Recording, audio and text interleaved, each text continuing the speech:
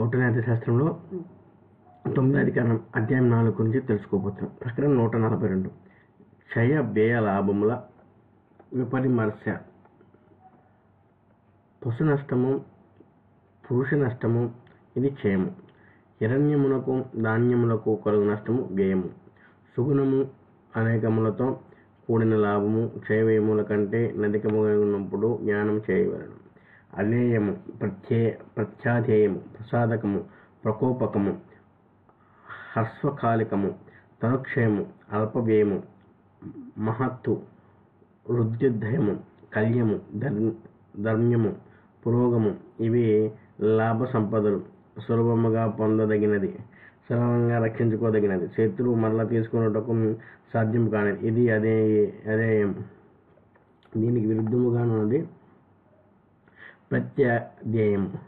అట్టి దాన్ని వశీపరుచుకున్నవాడు అందు నిలబడిపోవాడు వినాశము గాంచును. ప్రత్యధ్యేయమును వశపరుచుకొని కోశమునకు, సైన్యమునకు, వస్తు సమూహమునకు, దుర్గములకు నాశనము చెందను. గనుకను ద్రవ్యవనములను, హస్తివనములను, సేతుబంధములను, వణిక్పదములను సారహీనములుగా చేసేదను. అతని ప్రజలను కష్టపెట్టేదను, లేదా స్థానభ్రష్టులు చేసేదను, లేదా తగు విధమును శాంతింపజేసేదను.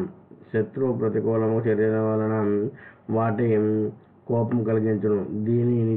ఇతని శత్రువునకు అమ్మివేయుదును, లేదా అతనిని మిత్రుడు గాని అభిమానము గాని కోల్పోయిన రాజపుత్రుడు గాని స్వీకరించినట్టుగా చేయుదును. లేదా ఇక్కడనే ఉండి దొంగలు గాని శత్రువులు గాని నా మిత్రుని రాజ్యమునకు, నా రాజ్యమును కలిగించి ప్రమాదములను ఎదుర్కొనదను. అతని మిత్రుడు గాని అతనికి ఆశ్రమించిన వాడు గాని అతని బలహీనతను గ్రహించినట్లుగా చేసి వారు విరక్తులైనప్పుడు అతని శత్రువును గాని దాడిని గాని సమర్థించినట్లు చేసేది. లేదా అతని గౌరవించి అతని భూమిని మరలా అతనికి ఇచ్చి దీర్ఘకాలం నాతో కలిసి పనిచేయు మిత్రుని సంపాదించిన వాడు నగదును అని అనుకున్నప్పుడు ప్రత్యాధేయమగు లాభమును కూడా అతడు సంపాదించవచ్చును. ఇట్లు అధేయ ప్రత్యధ్యాయములు వ్యాఖ్యానించబడినవి. అధార్మికుడగు రాజు నుండి ధార్మికుడగు రాజు లాభమును సంపాదించి తనకు తన ప్రజలకు ప్రసాద అడుగుతున్నాడు. దీనికి విరుద్ధముగు లాభము ప్రకోపము కలిగించినట్టు. మంత్రుల ఉపదేశానుసారం లభించిన లాభము కూడా ప్రకోపకము. వారు మన వలన అతనికి క్షయవ్యయములు కలిగినవి అని భావింతురు. దూష్యులమగు మంత్రుల ఉపదేశమునకు విరుద్ధముగా లభించిన లాభమును కూడా ప్రకోపకము. వారు ఇతడు తన ఉద్దేశమును నెరవేర్చుకున్నప్పుడు మనవాడి మనల్ని నాశనం చేయను అని భావించరు. దీనికి విరుద్ధముగా లాభము ప్రసాదకము. ఇటు ప్రసాదకము, ప్రకోపకము, లాభము వ్యాఖ్యానింపబడినవి.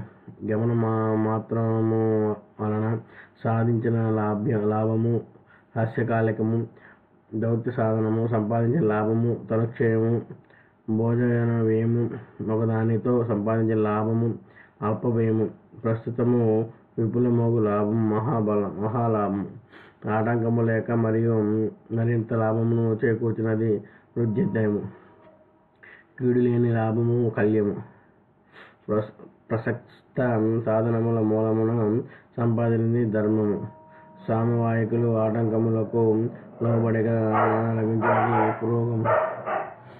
రెండు యానం నుండి లభించు లాభములు సమానముగా ఉన్నప్పుడు దేశ కాలములు, శక్తులు, ఉపాయములు, ప్రియములు, జవాజవములు, దగ్గర దూరములు, వర్తమాన భవిష్యత్తులోని ఫలితములు, సారత్వ సాతథ్యములు, గుణముల బాహుల్యము వీనిసన్నింటికి విమర్శించి బాహుల్య గుణముల గల లాభమును సంపాదించవలెను. లాభమునకు విఘ్నములు కలిగించినవి కామము, కోపము, పిరికితనము, కారుణ్యము, సిగ్గు, అనార్యభావము, మానము, కనికరము, పరలోకాక్షము, ధార్మికత్వము, త్యాగబుద్ధి లనేకపోవుట, ధైర్యము, అసూయ, చేజిక్కిన దానిని లక్ష్య పెట్టుకున్నట, దౌరథ్యము, అవిశ్వాసము, భయము, ప్రతీకారము చేయకపోవుట, శీతోష్ణ వర్షములను సహించలేకపోవటం. మంగళ తిథి నక్షత్రం నందు ఇష్టము. సర్వదా నక్షత్రం లెక్కించు 3 నుండి